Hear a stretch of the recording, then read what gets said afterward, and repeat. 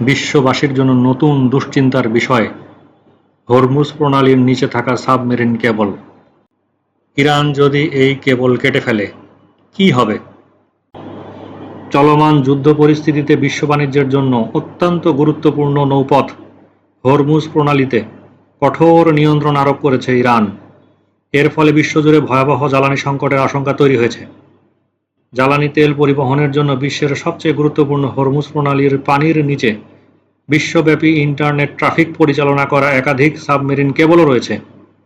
তাই Iran Hormuz প্রণালীর নিচে থাকা সাবমেরিন কেবলগুলো কেটে ফেললে বিভিন্ন দেশে ইন্টারনেট বিভ্রাট এবং আর্থিক ব্যবস্থা বিপর্যস্ত হতে পারে বলে আশঙ্কা করা হচ্ছে। হরমুজ প্রণালীর পাশাপাশি লোহিত সাগরের বাবেল মানদেব প্রণালীর নিচেও একাধিক সাবমেরিন কেবল রয়েছে। ফলে ইরান নিজেদের মদদপুষ্ট হুথিদের দ্বারা বাবেল মানদেব প্রণালীর নিচে থাকা সাবমেরিন কেবলগুলোও কেটে ফেলতে পারে বলে ধারণা করা হচ্ছে। এরই মধ্যে ইরান লোহিত সাগরের তলদেশে থাকা ইন্টারনেট কেবল কেটে ফেলার হুমকি দিয়েছে। অনেকের দাবি, ইরানের এই পদক্ষেপের ফলে বিভিন্ন দেশের ইন্টারনেট গতি এবং সেবার উপর বড় ধরনের প্রভাব পড়তে পারে।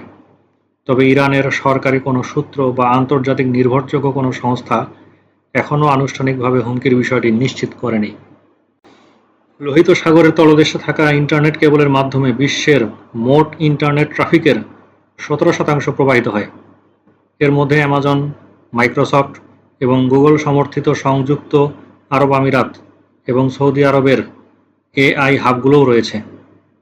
যদি এই কেবলগুলো বিচ্ছিন্ন হয় তবে ইন্টারনেট বিভ্রাট কয়েক ঘন্টা নয়, কয়েক মাস পর্যন্ত স্থায়ী হতে পারে। লোহিত সাগরের তলদেশে থাকা সাবমেরিন কেবলগুলো এশিয়া, ইউরোপ এবং মধ্যপ্রাচ্যের দেশগুলোর মধ্যে সংযোগ রক্ষার পাশাপাশি অঞ্চলগুলোর প্রায় 30% ইন্টারনেট ট্রাফিক পরিচালনা করে থাকে। এর ফলে বিভিন্ন দেশের আর্থিক লেনদেন, cloud service, video call, email এবং এআই সংক্রান্ত কাজ সবই এইসব কেবলের উপর নির্ভরশীল। এমনকি বিশ্বের গুরুত্বপূর্ণ এআই অবকাঠামোগুলোও এই নেটওয়ার্কের সঙ্গে যুক্ত। ফলে এই ধরনের অবকাঠামো ক্ষতিগ্রস্ত হলে বৈশ্বিক ডিজিটাল অর্থনীতিতে সরাসরি নেতিবাচক প্রভাব পড়বে। প্রিয় দর্শক, একটি মাল্টিফাংশনাল ভবনের জন্য ইমার্জেন্সি এক্সিট স্টেয়ার অত্যন্ত গুরুত্বপূর্ণ ভূমিকা পালন করে। বিশেষ করে অগ্নিকাণ্ডের সময় ইমার্জেন্সি এক্সিট স্টেয়ারের উপস্থিতি অসংখ্য মানুষের প্রাণহানি রোধ করে।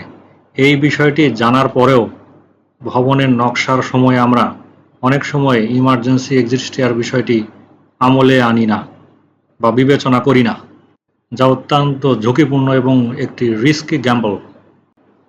যথাযথভাবে বিল্ডিং কোড অনুসরণ করে ভবনের নকশা প্রস্তুত করা হলে সেখানে অবশ্যই ইমার্জেন্সি এক্সিট স্টেয়ারের প্রবিধান রাখাটা অত্যন্ত জরুরি।